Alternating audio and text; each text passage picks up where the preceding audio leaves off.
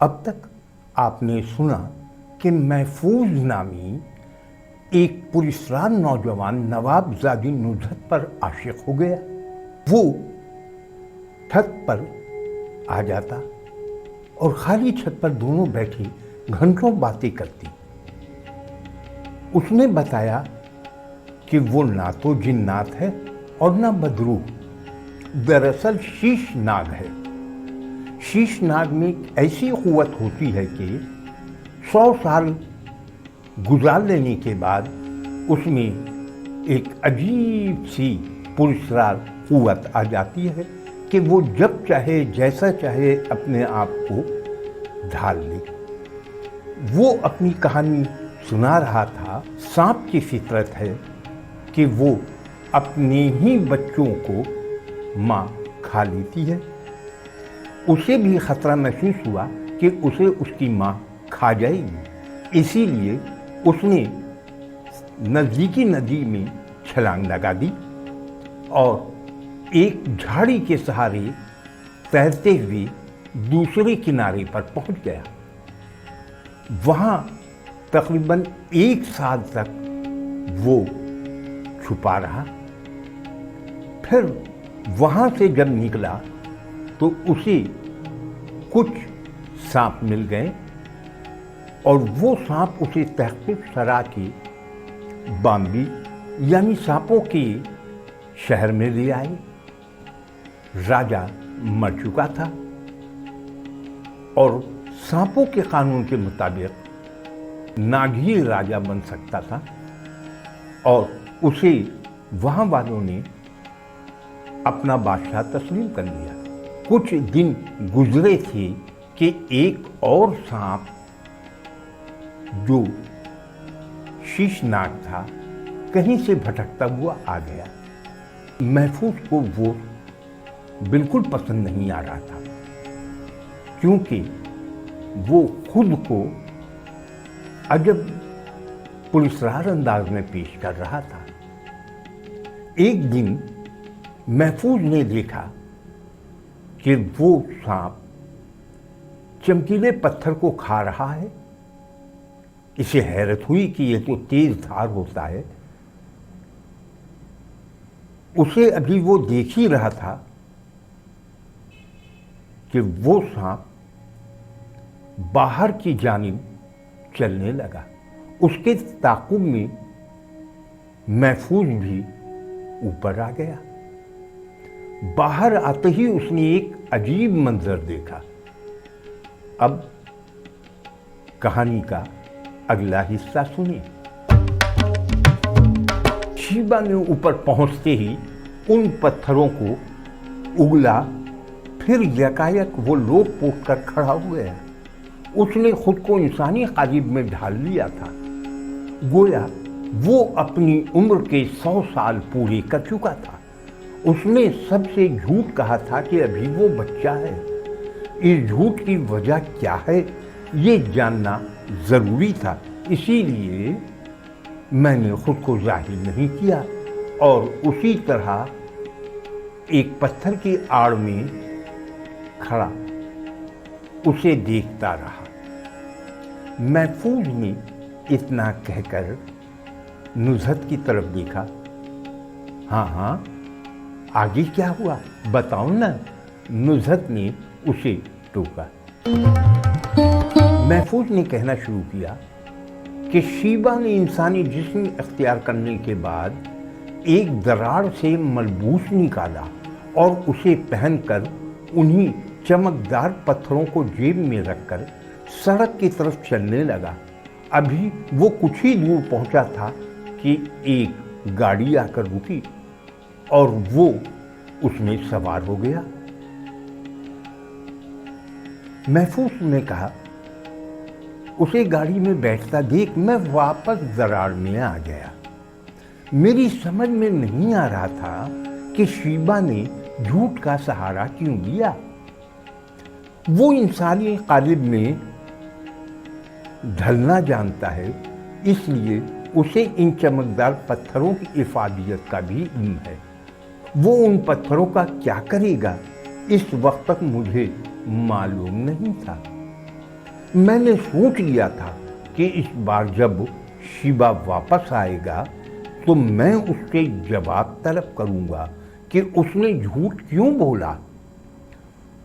वो मुझसे बड़ा है तो वो कोई बखेड़ा भी खड़ा कर सकता है। उस बात का भी इदराक था, फिर भी मैं उससे दो दो हाथ करने पर तैयार था। जबकि इस रस्सा कशी में एक बड़ी जंग भी छिड़ सकती थी। बाम्बी के बासी दो हिस्सों में बंट सकते थे। अभी महफूज ने इतना ही कहा था कि किसी के पैरों की चाप सुनाई दी और उसने कहा, मैं जा रहा हूं, अगली मुलाकात में बताऊंगा कि तुम्हें क्यों घेरा जा रहा है, वो लोग तुम्हें क्यों अपने साथ मिलाना कहते हैं, तुम्हें बार बार शादी के लिए क्यों पैगाम दिया जा रहा है। इतना कहकर महफूज गायब हो गया। महफूज के जाते ही मैं उठ खड़ी हुई। मेरा इरादा था कि मैं अमीनाबाद से खरीदारी करूंगी, इस तरह सैर सपाटा भी हो जाएगा। मैंने इस बात का जिक्र बाबा जानी से किया तो बाबा जानी ने सौलत खाला को साथ कर दिया। सौलत खाला ने कहा, ऐबी मैं तो पहले दरगाह जाऊंगी, फिर जहां कहोगी चली जाऊंगी। हम तैयार हो गए।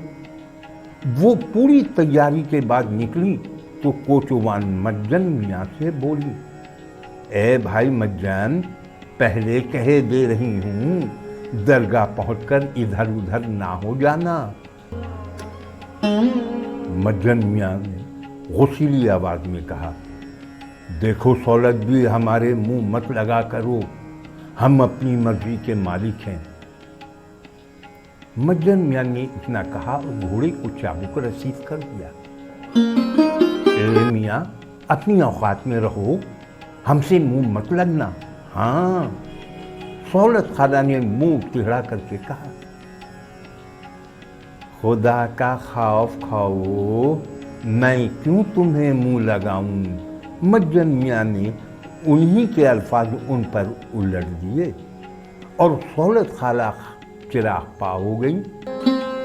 लगी कोसने देने, ऐ है मुझों से तुझे कुत्ते काटें, चील कौवे खाएं, मैं खुद तुझे मुंह लगाती हूँ, मेरी जूती भी तुझे ना पूछे, तू मरण सेज पर बैठे। मज्जन मियाँ ने लुत्फ लेते हुए कहा, और तुम फूलों की सेज पर बैठो। क्या कहा, मैं फूलों की सेज पर बैठूं? तुझे खुदा गारत करे, तू खुद दूसरी बल्कि तीसरी चौथी पांचवी शादी करे, कांटों वाले फूलों के सेज पर बैठे। अरे वाह, मज्जन मियाँ बोले, तुम तो दुआएं दे रही हो, तुम्हारे मुंह में घी शक्कर। मैं तो कब से आस लगाए बैठा हूं कि कोई फूलों की सेज पर बिठाए। उन दोनों की छेड़छाड़ में रास्ता कटता रहा। पुल गुलाम हुसैन से कश्मीरी मोहल्ला की तरफ मुड़ते ही बग्घी को झटका लगा। सड़क जो नाहमवार थी, इस झटके पर सौलत भी चीख उठी, ऐ है मुर्दार, कुछ तो खुदा का खौफ कर, आराम से नहीं चल सकता। हाँ हाँ, तुम तो फुल्लो रानी हो, जरा सा झटका क्या लगा, चीखें निकल गई। मज्जन मियाँ ने उन्हें छेड़ा। मैं फुल्लो रानी हूं या राज रानी, तुमको इससे क्या, इंसानों की तरह बग्घी चलाओ। मज्जन मियाँ जोर से बोले, मैं कोचवान हूं, अपनी मर्जी से चलाऊंगा, तुम्हें नहीं जाना तो यहीं उतर जाओ। कहकर उसने शराब से चाबुक घुमाया। घोड़ा अलिफ हो गया। ऊंचे नीचे नाहमवार रास्ते पर वो झटके लगने लगे कि मत पूछो, और मैं सौलत बीबी की हालत पर हंस हंस कर लोटपोट हो रही थी। मंसूर नगर की चढ़ाई पार करके कश्मीरी मोहल्ले में दाखिल होते ही सौलत खाना का चेहरा लाल भभूका हो गया। कश्मीरी मोहल्ले की सड़कें यूं भी खस्ता हाल थी, झटकों में शिद्दत आ गई थी। मैंने सीट को कसकर पकड़ लिया था। अल्लाह अल्लाह करके रुस्तम नजर आया। दूर ही से दरगाह का गुंबद नजर आने लगा और मैंने सलाम के लिए हाथ उठा दिया। मज्जन मियाँ ने जनाना दरवाजे पर ले जाकर बखीर की। पहले सौलत खाला उतरी, फिर मैं। हम दोनों आगे पीछे चलते हुए अंदर दाखिल हुए। अंदर जाकर दुआ मांगी और तबरुक लेकर खुले हिस्से में आ गई। सौलत खाला वहीं एक तरफ जानिमाज बिछाकर मगरिब की नमाज पढ़ने बैठ गई। नमाज से फारिग होते ही अंधेरा गहरा हो चुका था। दरगाह के फानूस रोशन कर दिए गए थे। पता नहीं क्यों मुझे ये उजाला आंखों में छिपता हुआ महसूस हो रहा था।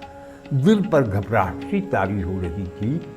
खाला जी अब चलो जी, मैंने जिद की। बस अब चलती हूँ कहकर सौलत खाला जानिमाज लपेट कर खड़ी हो गई। अब हमें अमीनाबाद जाना था, इसलिए मज्जन मियाँ ने रास्ता बदल लिया था। नवाबजादी, नुज़हत और खाला पर क्या गुजरी।